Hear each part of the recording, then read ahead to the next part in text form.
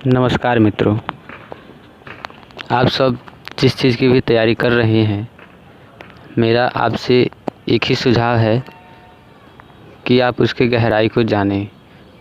नदी में कूदने से पहले नदी की गहराई जान ली जाए तो ये हमारे लिए बहुत ही लाभकारी होता है। बहुत से ऐसे विद्यार्थी हैं जो बिना जाने हुए सोचते हैं कि आईएएस ही बनेंगे, आईपीएस ही बनेंगे।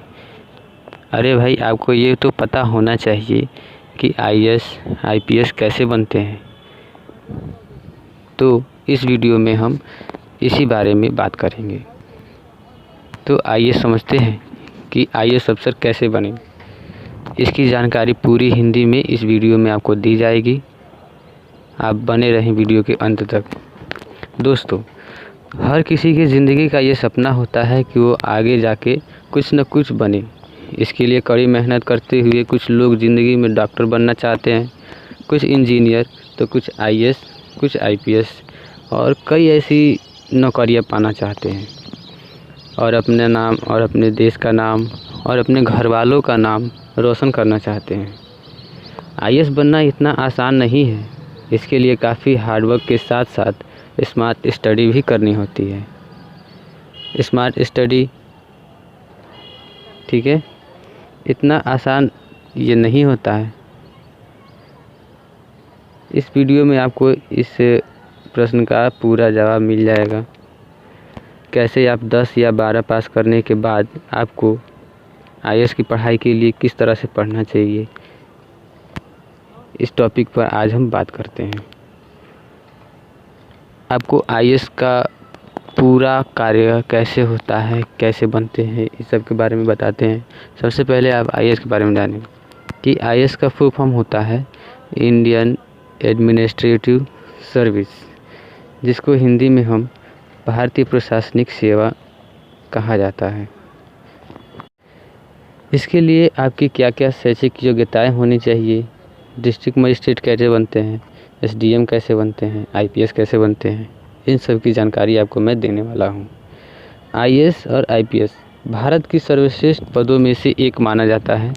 इस एग्ज़ाम को पास करने के लिए लाखों स्टूडेंट हर साल एग्ज़ाम देते हैं, लेकिन कुछ गिने चुने तेज़ दिमाग वाले और स्मार्ट स्टूडेंट ही इस एग्ज़ाम को क्लियर कर पाते हैं। और कुछ स्टूडेंट ऐसे होते हैं जिनको आईएएस एग्ज़ाम की कुछ भी जानकारी नहीं होती, फिर भी एग्ज़ाम देने बैठ जाते हैं। इसलिए कहा जाता है कि किसी भी तरह की इंट्रेंस एग्ज़ाम देने से पहले आपको इसकी पूरी जानकारी होनी चाहिए। तो आइए सबसे पहले जान लेते हैं कि आईएएस क्या होता है, आईएएस ऑफिसर की पावर क्या होती है, ये क्या काम करते हैं और एक आईएएस बनने के लिए क्या क्वालिफ़िकेशन चाहिए। इसके बाद हम जानेंगे कि कैसे आईएएस अफसर बने। आईएएस अफसर क्या है, आईएएस बनने के लिए क्या क्वालिफ़िकेशन चाहिए। एक आईएएस का फुल फॉर्म इंडिया यानी आईएएस भी कहते हैं। हर साल यूपीएससी कंडक्ट करती है। यूपीएससी हर साल 24 सर्विस के लिए एग्ज़ाम कंडक्ट करती है, जिसमें IAS, IPS, IRS, IFS, IFOS इस तरह की 24 सेवाएं होती हैं, जैसे कि डिस्ट्रिक्ट मजिस्ट्रेट, एसडीएम इत्यादि और कई ऐसे सारे पोस्ट होते हैं जो आपको आईएएस एग्ज़ाम क्लियर करने के बाद दिया जाता है। हर आईएएस अफसर का काम अपने अपने जोन में अलग अलग होता है। आइए अब जानते हैं कि कौन कौन आईएएस अफसर बन सकते हैं। तो कैंडिडेट भारत का निवासी हो या नेपाल का निवासी हो या भूटान का निवासी हो, वो इंटर, हाई स्कूल और ग्रेजुएशन उसका पूरा तरह से होना चाहिए और उस कैंडिडेट की एज लगभग 21 से शुरू होती है, 21 से 32 साल होनी चाहिए। जनरल स्टूडेंट के लिए और इस कैटेगरी के स्टूडेंट सिर्फ 6 बार इस एग्ज़ाम को दे सकते हैं और SC ST के लिए ये 21 से 27 साल तक होती है।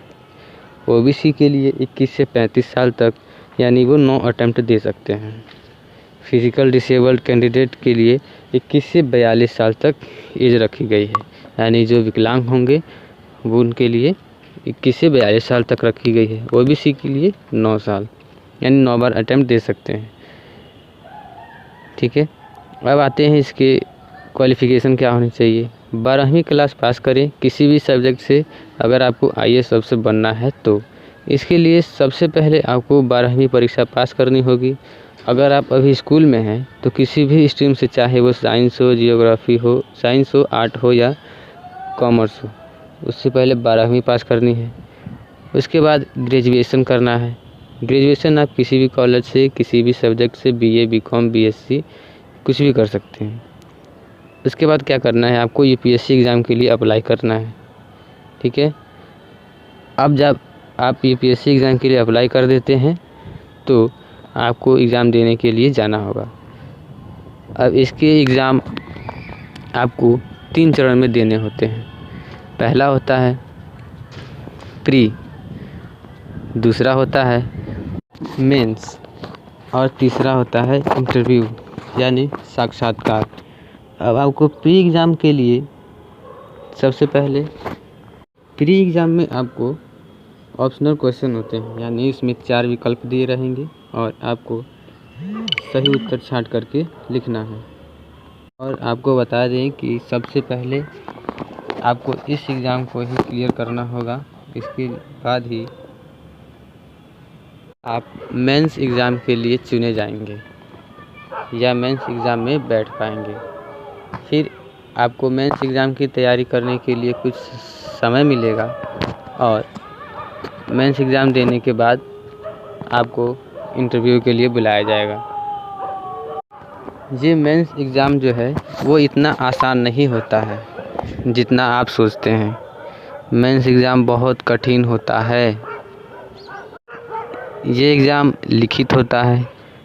इस एग्ज़ाम को पास करने के लिए आपकी लेखन कौशल बहुत अच्छी होनी चाहिए और आपका स्मार्ट तरीका भी होना चाहिए क्वेश्चन का आंसर देने के लिए।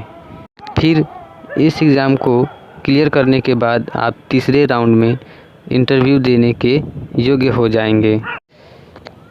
इंटरव्यू में जब आपको इंटरव्यू देने के लिए बुलाया जाता है तब इंटरव्यू केवल 45 मिनट का ही होता है।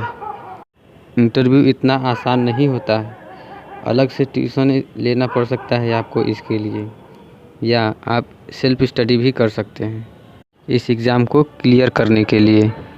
फिर आप सेलेक्ट होने के बाद आपको एक अलग जोन दिया जाएगा। सबसे पहले तो आपकी ट्रेनिंग होगी, उसके बाद ही आपको जोन दिया जाएगा, यानी उस क्षेत्र में आप कार्य कर सकते हैं। मैंने एक IAS अफ़सर की सैलरी के बारे में भी वीडियो बनाया है, उसका लिंक मैं डिस्क्रिप्शन में दे रहा हूँ, आप उसको भी देख लेंगे तो आपके लिए फ़ायदेमंद ही होगा। और यदि आप स्टडी से IAS बनना चाहते हैं तो हमारे चैनल को सब्सक्राइब ज़रूर करें।